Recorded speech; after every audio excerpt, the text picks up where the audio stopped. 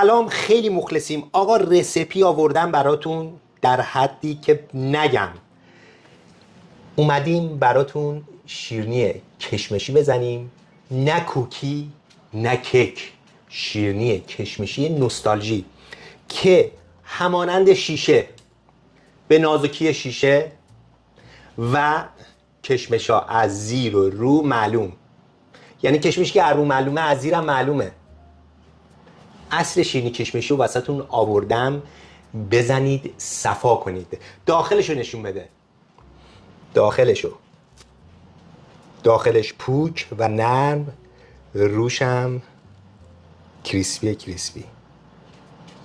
طعمش هم که نگم براتون دیگه. بزن بریم برای تهیهش. امشب میخوام چیکار بکنم؟ از آتیشبازی گذشته، امشب میخوام اصلا بترکونم. بریم با من همراه باشید. بریم برای تهیه این شیرینی نوستالژی و خوشمزه. در ابتدا ما اینجا 125 گرم مارگارین داریم. از کرم میتونید استفاده بفرمایید، فقط دماش به دمای محیط رسیده باشه و شل کرده باشه، به قول بچهای پایین. اینجا من 150 گرم شکر دارم که یک جا قاطی میکنم با مارگارین. یه دونه از این ماشینا میذارید بر دستتون و شروع میکنید به زدن کره و شکر.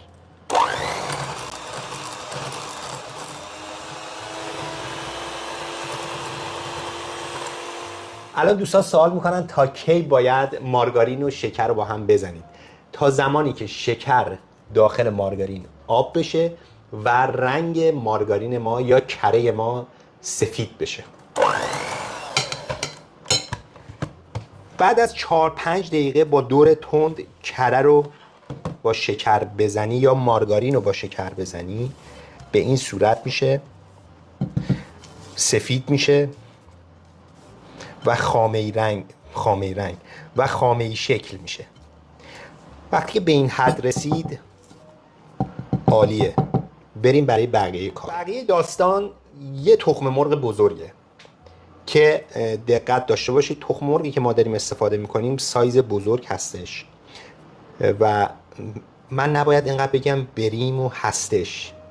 هر کی از این به بعد هر چی گفتم بریم و هستش کامنت بنویسین، خیلی بد حرف میزنی. بریم برای اضافه کردن تخم مرغ. باز گفتم بریم، میخوایم اضافه کنیم یک تخم مرغ.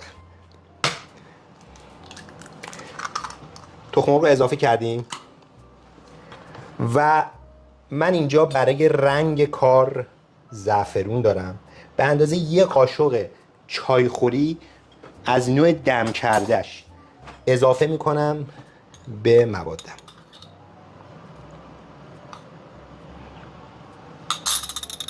بقیه‌اش هم میمونه قاطی چای میکنیم میخوریم. وقتی که تخم مرغ اضافه کردید دیگه با دور تند نمیزنید، فقط در حد هم زدن. خب تخم مرغ ما هم به هم خورد، یعنی بعد از 30 ثانیه با دور پایین. اینجا ما 180 گرم آرد شیرینی پزی داریم. دوستان دقت بفرمایید. 1/4 قاشق چایخوری من اینجا بیکینگ پودر دارم که میخوام اضافه کنم به آردم، 1 جا، و نوک قاشق چایخوری وانیل. اگر شما خواستید اسانس وانیل داشتید به صورت مایع بود، میتونید در جا زمانی که تخم مرغ رو زدید اضافه بکنید بعدش به مایع تخم مرغتون بعد تخم مرغ. ولی من اینجا چون که پودریه با مواد خشکم اضافه میکنم. در ضمن هیچ موقع سعی نکنید شیرینی کشمشی رو با رنگ زردش بکنید. ما بهترین زرد کننده رو داریم تو شیرینی‌ها به نام زعفران. شیرینی فروشای قدیم چون که رنگ زرد میزدن میخواستن براشون به صرفه باشه و زعفرون استفاده نمی‌کردن. ولی ما چون که کار خونگیه میخوام شیرینیمون زرد بشه، چه چیزی قشنگتر و خوشمزه‌تر از زعفران برای شیرینی کشمشی؟ حتما اضافه کنید. بریم برای الک کردن مواد خشکمون. یکی اینکه این مواد خشک رو من اینجوری به هم میزنم با هم که بیکینگ پودر هم قاطی بشه با وانیل و تو 4 مرحله مواد خشکم رو اضافه میکنم. این یک مرحله با همین دور کم ماشین. مرحله دوم آرد رو اضافه میکنیم و دوباره شروع میکنیم با دور کم، فقط در حدی که آرد حل بشه. مرحله سوم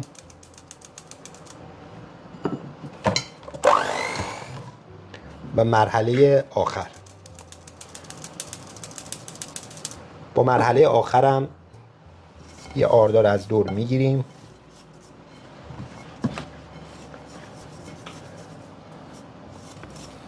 این ماشینای میکسر خیلی میل دارن به قش کردن، مثلا همین باید حواستون باشه.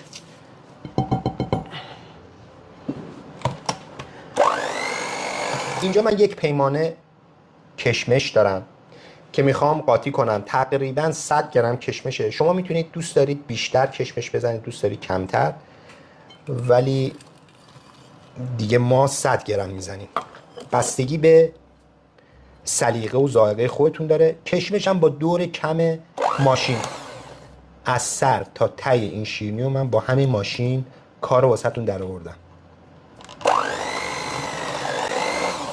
اینم از کشمش ها. تو این مرحله ما میخوایم شیرینیامون رو فرم بدیم.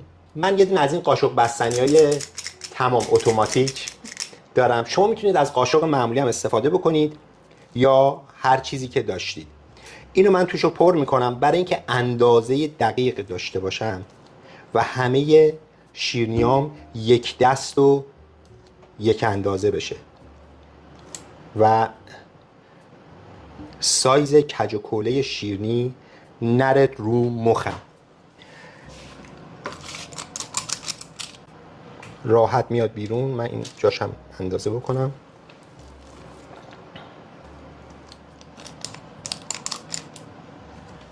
خب فرم دادن دوم ما به چه سبکه؟ فرم دادن دوم ما یه روغن میذارید ور دستتون توی کاسه و یه همچین شیئی، حالا ته لیوان باشه، ته کاسه باشه که صاف باشه و سطحشو با این شما روغنی میکنید و میزنید روی شیرینیاتون.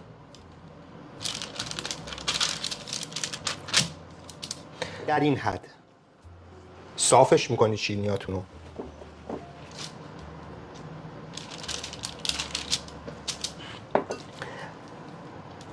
اگه بلند کنید ممکنه شیرینی کنده بشه. همینجوری فقط یه فشار کوچیک بدید کافیه. نمیخوایم پرسش کنیم شیرینی.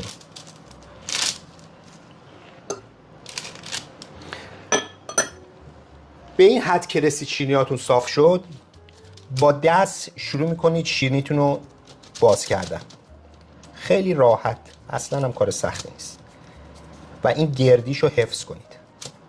ضخامت این شیرینی دیگه دست خودتونه. این شیرینی کشمشی هر چقدر نازکتر دوست دارید نازکش کنید و اگر دوست ندارید دوست دارید کلفتر کلفتر.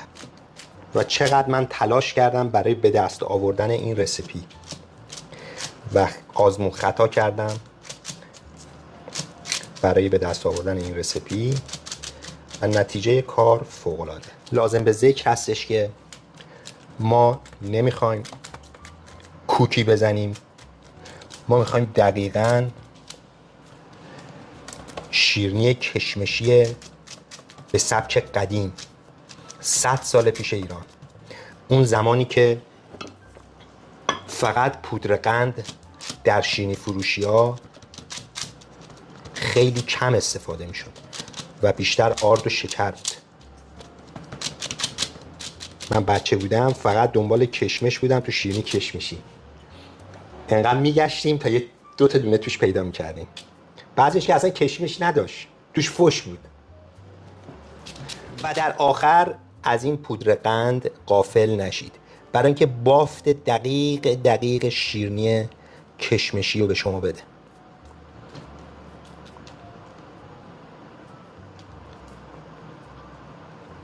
بریم بذاریمش داخل فر. دمای فر 170 درجه سانتیگراد و طبقه وسط فر بالا و پایین همزمان روشن 9 دقیقه تا 15 دقیقه.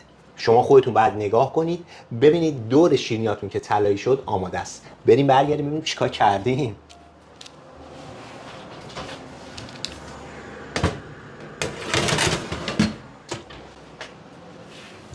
و نکته دیگه، چون که آماده سازی این شیرینی خیلی سریعه، زمانی که خاصی وسایلتو وزن کنی فر از قبل روشن کن. فرتون گرم باشه، مثل خونهاتون، مثل دلاتون. بریم و برگردیم ببینیم چیکار کردیم.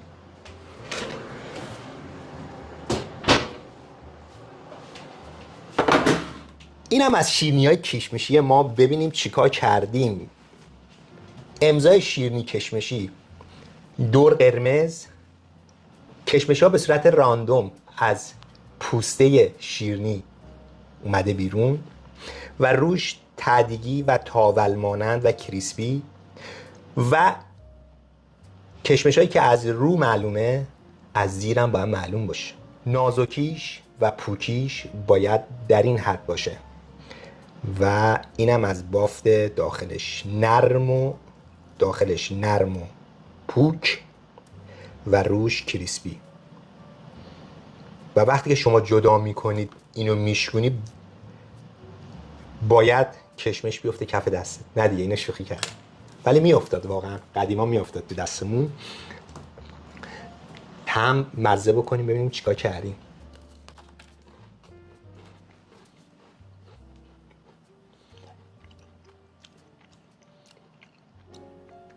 واقعا بی‌نظیر شده، واقعا خوشمزه شده و منو برد به زمان کودکی خودم. طعم این شیرینی، من خیلی جابجایی رسیپی داشتم ولی واقعا خوشم اومد از این رسیپی. خیلی خوشمزه شده. امیدوارم که تو خونه‌هاتون درست کنید و لذتش رو ببرید. به همین راحتی و خوشمزه ترین شیرینی کشمشی دنیا رو داشته باشید. امیدوارم همیشه شاد و خوش و سلامت در کنار خانواده مهربونتون باشید و لایک قشنگه رو بزن، خستگی ما در بیاد، سابسکرایب یادتون نره، زنگوله رو بفشارید اگر ویدیو جدید ما میذاریم شما متوجه بشوید و کامنت هم برامون بنویسید. سابسکرایب یادتون نره. کامنت رو دوبار گفتم ایراد نداره، دوبار کامنت بنویس. خانم آقایون مواظب خودتون باشید. خداوند ایران زمین نگاهبان شما باشه. تا برنامه دیگه، خدا نگهدار. زودی برمیگردیم.